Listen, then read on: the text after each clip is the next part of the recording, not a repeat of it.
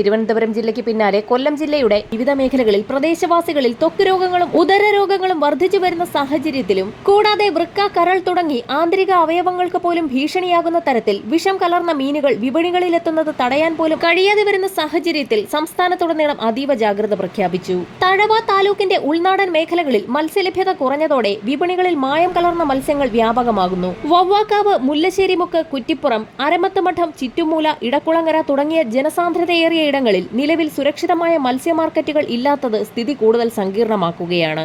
December മുതൽ July വരെയുള്ള മാസങ്ങളിൽ അന്യസംസ്ഥാനങ്ങളിൽ നിന്നെത്തുന്ന മത്സ്യങ്ങളിലാണ് ഫോർമാലിൻ, അമോണിയ തുടങ്ങിയ മാരക രാസവസ്തുക്കൾ അമിതമായി ഉപയോഗിക്കുന്നതായി കണ്ടെത്തിയിരിക്കുന്നത്. മാസങ്ങൾ പഴക്കമുള്ള ഈ മത്സ്യങ്ങൾ കേടുകൂടാതെ ഇരിക്കാനാണ് ഇത്തരം വിഷാംശങ്ങൾ ചേർക്കുന്നത്.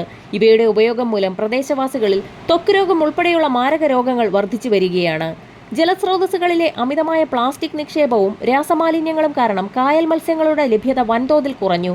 ഇതോടെ കാലങ്ങളായി പ്രാദേശിക മത്സ്യബന്ധനം നടത്തിയിരുന്ന തൊഴിലാളികൾ ഈ മേഖല ഉപേക്ഷിക്കുന്ന അവസ്ഥയിലാണ്. കായലിൽ നിന്നും മറ്റും തണ്ണീർത്തടങ്ങളിൽ നിന്ന് ലഭിച്ചിരുന്ന ഗുണമേന്മയുള്ള നാടൻ മത്സ്യങ്ങൾ വിപണിയിൽ നിന്ന് പൂർണ്ണമായും അപ്രത്യക്ഷമായിക്കൊണ്ടിരിക്കുകയാണ്. വേനൽ കടുക്കുന്നതോടെ പുറംകടൽ മത്സ്യങ്ങളുടെ ലഭ്യത കൂടി കുറയുന്നത് അന്യസംസ്ഥാന മത്സ്യമാഫിയകൾക്ക് വിപണി പിടിച്ചെടുക്കാൻ കൂടുതൽ സൗകര്യമൊരുക്കും.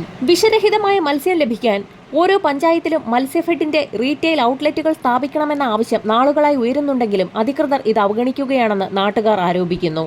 സർക്കാർ ഉടമസ്ഥതയിലുള്ള ഔട്ട്ലെറ്റുകൾ വന്നാൽ ഗുണനിലവാരമുള്ള മത്സ്യം മിതമായ നിരക്കിൽ ജനങ്ങൾക്ക് ലഭ്യമാകും. രാസമാലിന്യങ്ങൾ കടൽ തീര മേഖലകളിലെ മത്സ്യങ്ങളുടെ രുചിയെയും ഘടനയെയും പോലും ബാധിക്കുന്ന സാഹചര്യത്തിൽ വിപണികളിൽ കൃത്യമായി പരിശോധന ഉറപ്പാക്കാനും ആരോഗ്യവകുപ്പിന്റെയും ഫിഷറീസ് വകുപ്പിന്റെയും ശക്തമായ ഇടപെടൽ ഉണ്ടാകണമെന്നുമാണ് നാട്ടുകാരുടെ ആവശ്യം. വിപണിയിലെ വിഷമത്സ്യങ്ങളുടെ ഒഴുക്ക് തടയാൻ സംസ്ഥാന സർക്കാർ അടിയന്തര നടപടി സ്വീകരിക്കണമെന്നും ജനങ്ങൾ ആവശ്യപ്പെടുന്നു.